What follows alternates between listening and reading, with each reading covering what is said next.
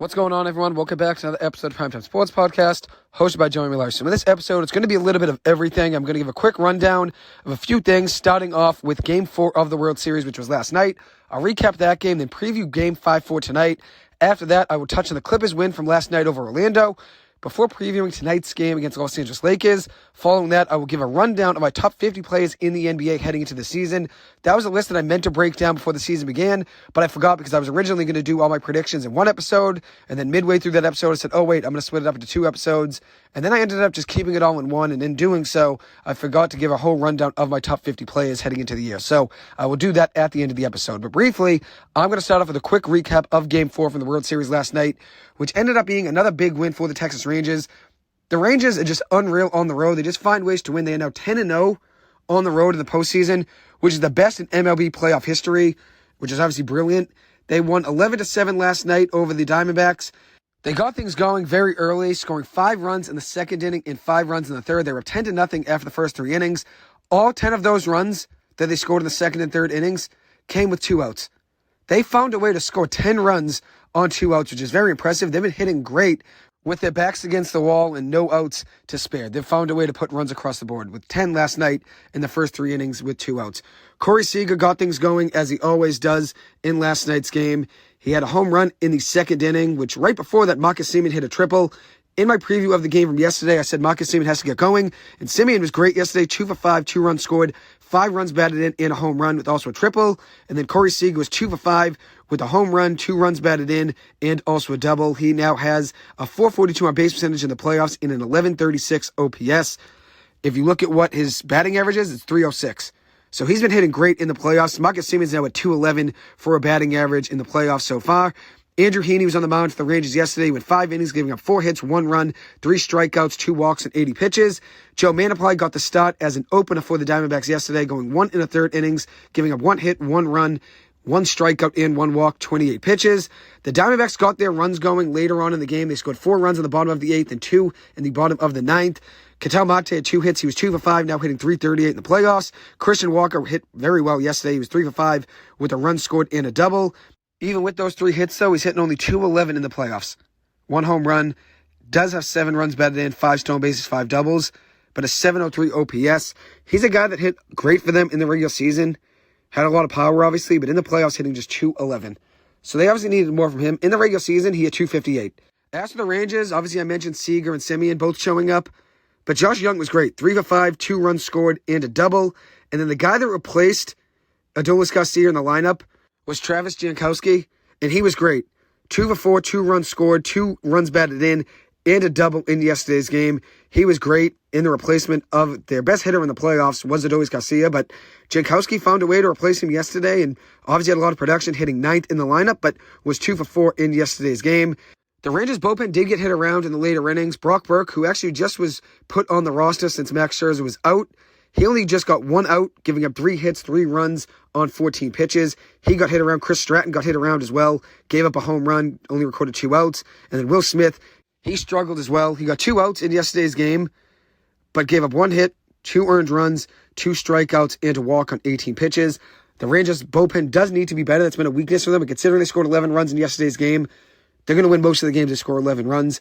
After tonight's game, it is Zach Gallen on the mound for the Diamondbacks. He's 2-2 in the postseason with a 5.27 ERA and a 1.5 whip. Nate Eovaldi is on the mound for the Rangers. He's 4-0 in 30.2 innings pitched this postseason with a 3.52 ERA and a 1.04 whip. Arizona's offense did get going in the later innings yesterday. We'll see if their bats can stay hot.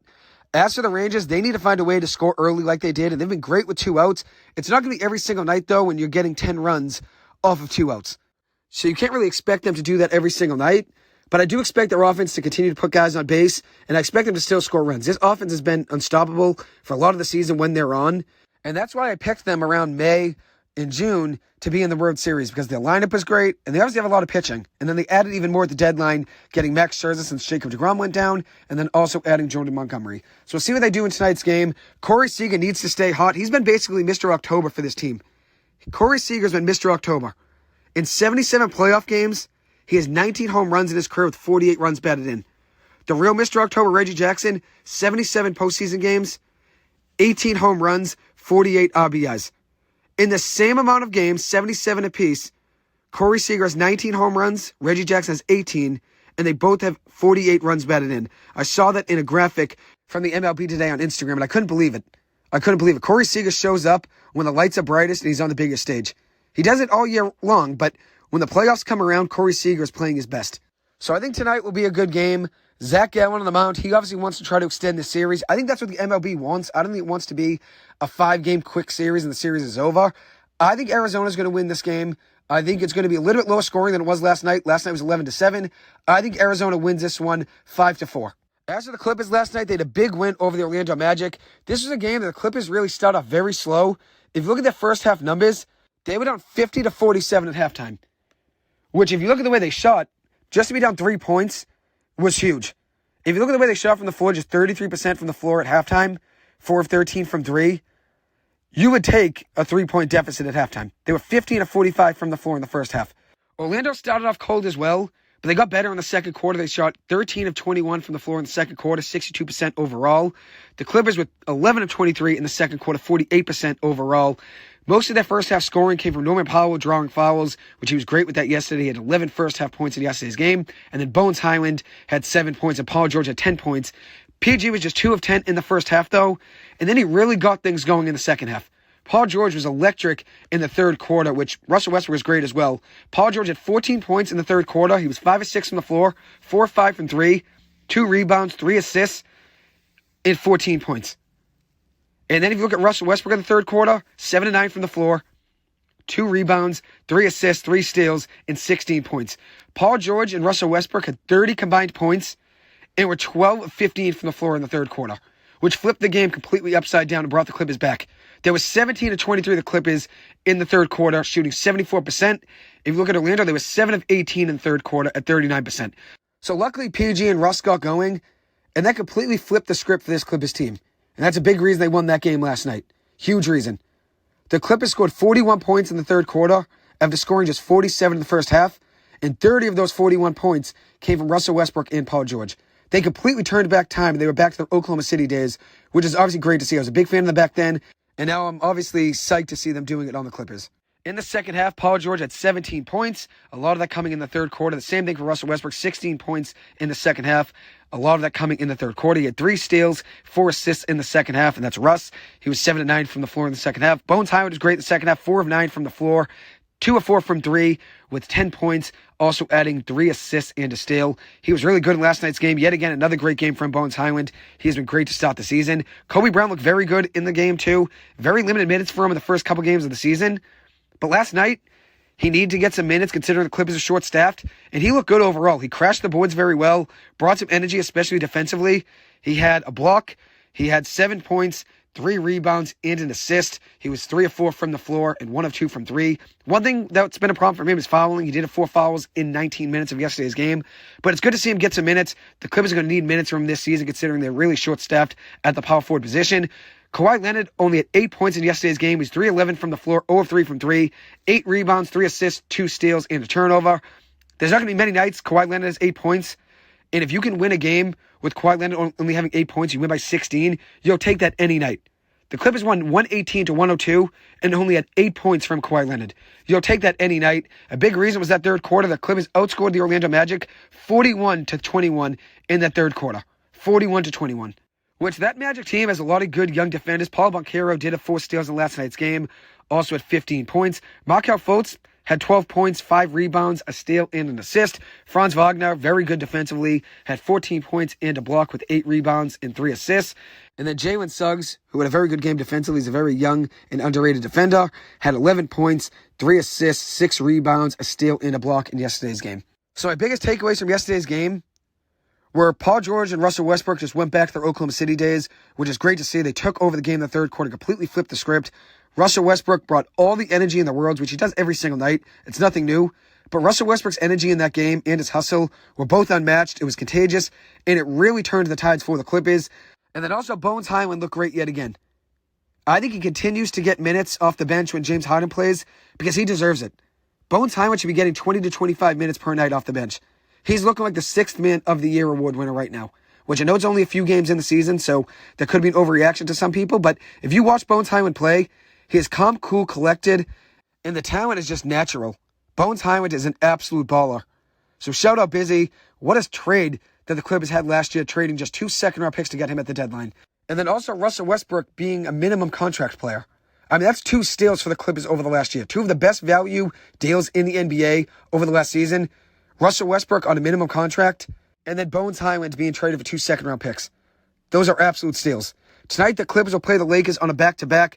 Paul George and Kawhi Leonard will both play tonight, which is huge to see. There will be no James Harden. It looks like his first game will be next Monday night against the Knicks. The Clippers have a great break before that game, though. They'll be off Thursday, Friday, Saturday, Sunday, so they should be well-rested for their game next Monday night at Madison Square Garden. They will have PJ Tucker tonight. They're facing the Lakers, which the Lakers did have an off night yesterday, so it does help them that they have a little bit of rest. The Clippers have dominated the Lakers, though, over the last few years.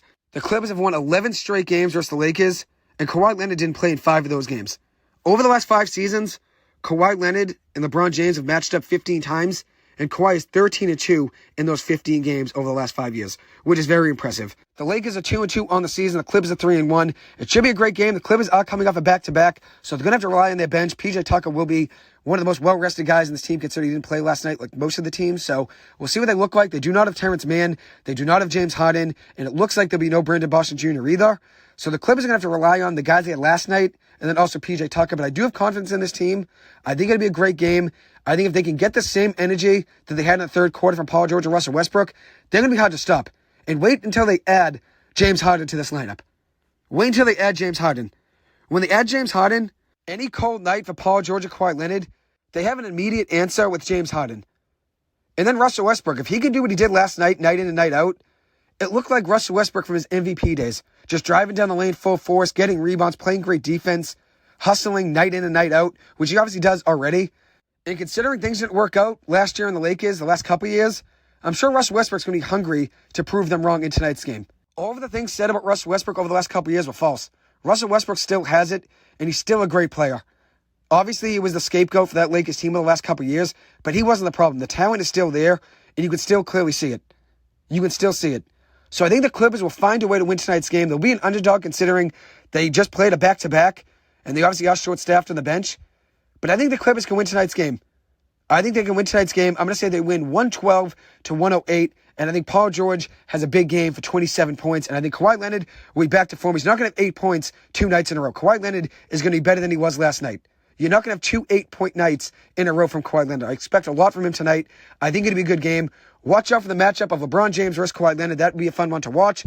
And then obviously Russell Westbrook versus his former team. He's going to be hungry to go out there and prove them wrong. So now to close out the episode, I'm going to give a quick rundown of my top 50 players in the NBA heading into the season. This is just going to be a run-through of 1 through 50. Not going to give too many explanations of why I think one guy is where they're at. I didn't really have the time to do so, unfortunately, today, but I'm just going to give you a quick rundown of where I think guys are 1 through 50 heading into the year. And then I'll probably adjust it as the season goes on. So number 1, I have Giannis Antetokounmpo. Number 2, Nikola Jokic. Number 3, Joel Embiid. Number 4, Steph Curry. Number 5, Kevin Durant. Number 6, Damian Lillard. Number 7, Kawhi Leonard. Number 8, Luka Doncic, which I know that's low for him. He did miss the playoffs last year, and he's actually missed it 2 times in the last 5 seasons. And in those 3 years he made the playoffs, he was a first-round exit 2 of those years. And did have 1 deep run. I do think he's a very good player, especially if you look at his stats. But I do think at the same time he's slightly overrated because of those stats if you look at the box score. He does fill up the stat sheet every night, but I have those 7 guys above him. At number 9, I have Anthony Edwards. I have him being an MVP runner-up this season. At number 10, I have Donovan Mitchell. He's my MVP pick for the year. Number 11, Jimmy Butler. Number 12, Paul George. Number 13, Shai Gilgeous-Alexander. Number 14, Jason Tatum. Number 15, Devin Booker. Number 16, Anthony Davis. Number 17, John Morant. Number 18, LeBron James. Number 19, De'Aaron Fox. Number 20, James Harden. Number 21, Karl Anthony Towns. Number 22, Jamal Murray. Number 23, Jaren Jackson Jr. Number 24, Drew Holiday. Number 25, Kyrie Irving. Number 26, Bradley Beal. Number 27, Jaylen Brown. Number 28, Tyrese Halliburton. Number 29, Lauri Markkanen, very underrated player last season. Number 30, DeMar DeRozan. Number 31, Domantas Sabonis. At number 32, I have Mikal Bridges. Number 33, Zach LaVine. Number 34, Pascal Siakam. Number 35, Zion Williamson. Number 36, Bam Adebayo. Number 37, my boy Russell Westbrook. I still consider him to be a top 50 player in the NBA.